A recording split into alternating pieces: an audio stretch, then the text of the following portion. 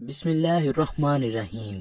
بڑھاپے کو آتا دیکھ اکثر لوگ پریشان ہو جاتے ہیں، لیکن آج ہم آپ کو بتائیں گے کہ سفید بالوں کی کیا اہمیت ہے۔ ہمارے اکثر بھائی سفید بال دیکھ کر پریشان ہوتے ہیں اور ان کو جڑ سے اکھاڑ دیتے ہیں تاکہ دوبارہ سفید بال جلدی نہ آئیں۔ ہم آپ کو حدیث نبوی صلی اللہ علیہ وآلہ وسلم کی روشنی میں بتائیں گے کہ سفید بالوں کا آنا کیسا ہے۔ حضرت ابو ہریرہ رضی اللہ تعالیٰ عنہ فرماتے ہیں کہ میں نے حضرت محمد صلی اللہ علیہ وآلہ وسلم کو فرماتے ہوئے سنا ہے کہ جس مسلمان کے سفید بال ہوں اور وہ اپنے سفید بالوں کو نہ اکھیڑے، کیونکہ قیامت کے دن سفید بال بندے کے لیے نور بن کے ظاہر ہوں گے۔ سفید بالوں کے بدلے اللہ تعالیٰ جتنی تعداد میں سفید بال ہوں گے، سفید بالوں کے حساب سے اس بندے کی نیکیوں میں اضافہ کر دے گا اور ایک ایک بال کے بدلے اس کے گناہوں کو مٹا دیا جائے گا۔ حضرت یحییٰ بن سعید سے مروی ہے کہ میں نے سعید بن مسیب کو یہ فرماتے ہوئے سنا ہے کہ حضرت ابراہیم علیہ السلام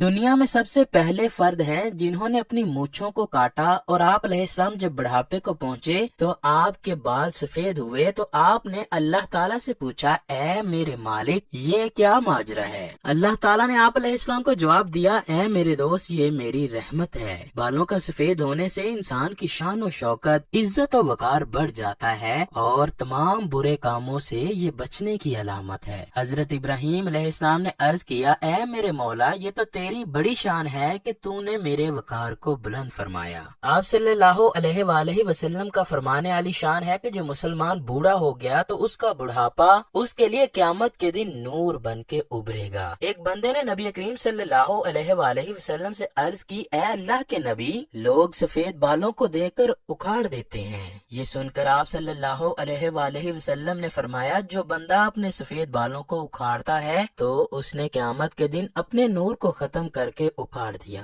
آپ صلی اللہ علیہ وآلہ وسلم نے فرمایا کہ سفید بال قیامت کے دن مسلمانوں کے لیے نور ہوگا۔ ان سفید بالوں کے بدلے اللہ تعالیٰ اس بندے کی نیکیاں لکھے گا اور گناہوں کو ختم کرے گا اور اس بندے کا درجہ بلند فرما دے گا۔ حضرت ابو بکر رضی اللہ تعالیٰ عنہ فرماتے ہیں کہ ایک دفعہ ایک آدمی نبی کریم کی بارگاہ میں حاضر ہوا اور عرض کرنے لگا، اے اللہ کے رسول، ہم میں سے کون سا بندہ بہتر ہے؟ آپ صلی اللہ علیہ وآلہ وسلم نے فرمایا کہ جو بندہ بڑھاپے میں پہنچ گیا اور اس کی نیکیاں بہت زیادہ ہیں وہ سب سے بہتر ہے۔ اس نے پھر دریافت کیا، یا رسول اللہ، سب سے برا شخص کون ہے؟ آپ صلی اللہ علیہ وآلہ وسلم نے فرمایا کہ جو بڑھاپے میں گیا اور اس کے گناہ زیادہ ہوں۔ نبی کریم صلی اللہ علیہ وآلہ وسلم نے فرمایا کہ اللہ تعالیٰ کا حکم ہے کہ جب میرا بندہ 40 سال کی عمر میں پہنچ جاتا ہے تو میں اس کو 3 امراض سے بچا لیتا ہوں۔ نمبر 1 دیوانگی، نمبر 2 کوڑ کے مرض سے، نمبر 3 جلد کے سفید داغوں سے۔ جب میرا بندہ 50 سال کو پہنچ جاتا ہے تو میں قبر میں اس کا حساب و کتاب آسان کر دیتا ہوں۔ جب میرے بندے کی عمر 60 سال ہو جاتی ہے تو میں اس کا دھیان اپنی عبادت کی طرف کر لیتا ہوں، اور جب میرا بندہ 70 سال کا ہوتا ہے تو میرے فرشتے اس بوڑھے بندے سے پیار کرنا شروع کر دیتے ہیں۔ جب میرا بندہ 80 سال کو پہنچ جاتا ہے تو اس کے نیک اعمال لکھے جاتے ہیں اور برے اعمال کو نظر انداز کر دیا جاتا ہے۔ اسی طرح جب بندے کی عمر 90 سال ہو جاتی ہے تو فرشتے فرماتے ہیں کہ یہ اللہ تعالیٰ کا خاص بندہ ہے،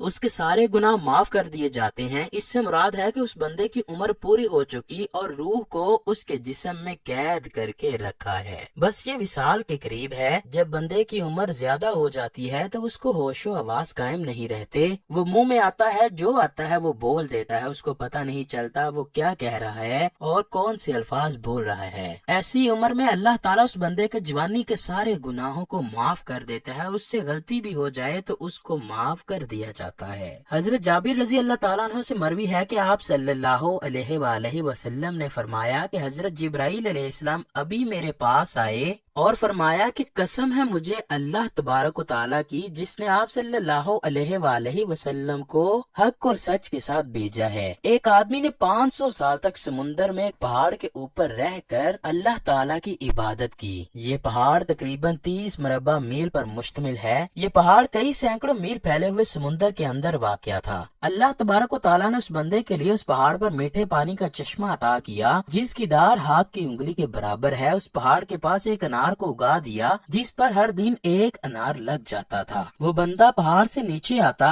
انار سے پیٹ بھرتا اور پھر وضو کرتا اور اللہ کریم کی عبادت میں مصروف ہو جاتا۔ جب وہ نیک بندے کی موت کا وقت آیا تو اس نے اللہ تعالیٰ سے دعا کی کہ اے اللہ، میری موت سجدے کی حالت میں ہو اور میرے جسم کو پاک صاف جگہ پر محفوظ کر دیا جائے، اور جب قیامت کے دن دوبارہ مجھے زندہ کیا جائے تو سجدے کی حالت میں ہی زندہ کیا جائے۔ اللہ تعالیٰ نے اس کی یہ خواہش کو پورا کیا۔ ہم آسمان پر جاتے ہیں، زمین پر اترتے وقت اس کو سجدے کی حالت میں ہی دیکھتے ہیں۔ روز قیامت جب اس شخص کو اللہ تعالیٰ کی بارگاہ میں پیش کیا جائے گا تو اللہ تبارک و تعالیٰ اس کو فرمائے گا کہ اے میرے بندے، میری رحمت سے جنت میں چلا جا۔ تو یہ بندہ سوال کرے گا کہ اے اللہ، میرے نامہ اعمال کی وجہ سے یعنی 500 سال عبادت کی وجہ سے مجھے جنت کیوں نہیں بھیجا جا رہا؟ اللہ پاک پھر یہی فرمائے گا، اے بندے جا، میری رحمت سے جنت میں چلا جا۔ وہ بندہ کہے گا، اے اللہ، میرے عمل کی وجہ سے مجھے جنت کیوں عطا نہیں کی جا رہی؟ تو اللہ تعالیٰ اسے فرمائے گا کہ تجھے جو نعمتیں میں نے عطا کی ہیں اس کا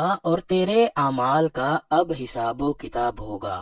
صرف آنکھ کی عطا کی گئی نعمت سے اس کے 500 سال کے سارے کیے گئے نیک اعمال ختم ہو جائیں گے اور باقی سارے جسم کے جو احسان ہوں گے وہ زیادہ ہوں گے۔ اللہ تعالیٰ فرمائے گا اس بندے کو کہ اب اس کو جہنم میں ڈال دیا جائے۔ جب اس کو جہنم میں لے جانے کے لیے پکڑا جائے گا تو وہ بندہ کہے گا، اے اللہ تعالیٰ، مجھے اپنی رحمت کے ذریعے جنت میں بھیج دے۔ اللہ فرمائے گا، میرے اس نیک بندے کو ادھر لاؤ۔ جب اس کو لایا جائے گا تو اللہ تعالیٰ فرمائے گا، تجھ کو پیدا کرنے والا کون ہے؟ وہ بندہ کہے گا، اے اللہ تعالیٰ، آپ ہی مجھے دنیا میں زندگی دینے والے ہو۔ پھر اللہ فرمائے گا، تجھ کو 500 سال تک زندہ رکھ کر عبادت کی توفیق دینے والا کون ہے؟ وہ جواب دے گا، اے اللہ، آپ نے ہی مجھے زندہ رکھا اور عبادت کی ہمت دی۔ اللہ فرمائے گا، تجھے سمندر میں پہاڑ کے اوپر کس نے پہنچایا اور وہاں پانی اور انار مہیا کرنے والا کون ہے؟ وہ بندہ جواب دے گا، یا اللہ، آپ نے ہی مجھے سب کچھ عطا کیا۔ اللہ تعالیٰ فرمائے گا، تیرے کہنے پر ہی میں نے تیری جان سجدے کی حالت میں نکالی اور سجدے کی حالت میں دوبارہ ڈالی۔ یہ سب میری رحمت کی وجہ سے ہی ہوا ہے۔ میں اب بھی تجھے اپنی رحمت کی وجہ سے ہی جنت میں داخل کر رہا ہوں۔ حضرت جبرائیل علیہ السلام نے فرمایا، اے اللہ کے نبی صلی اللہ علیہ وآلہ وسلم، دنیا و آسمان میں جو کچھ بھی ہے وہ اللہ تعالیٰ کی رحمت و کرم ہے۔ بے شک اللہ کریم کے ہمارے اوپر بے شمار احسانات ہیں۔ اللہ کریم سے دعا ہے کہ وہ ہمیں اسی طرح اپنی رحمت سے نوازتا رہے اور اسی طرح ہمیں اپنی جنت میں اپنی رحمت سے ہی داخل کر دے۔ آمین ثم آمین۔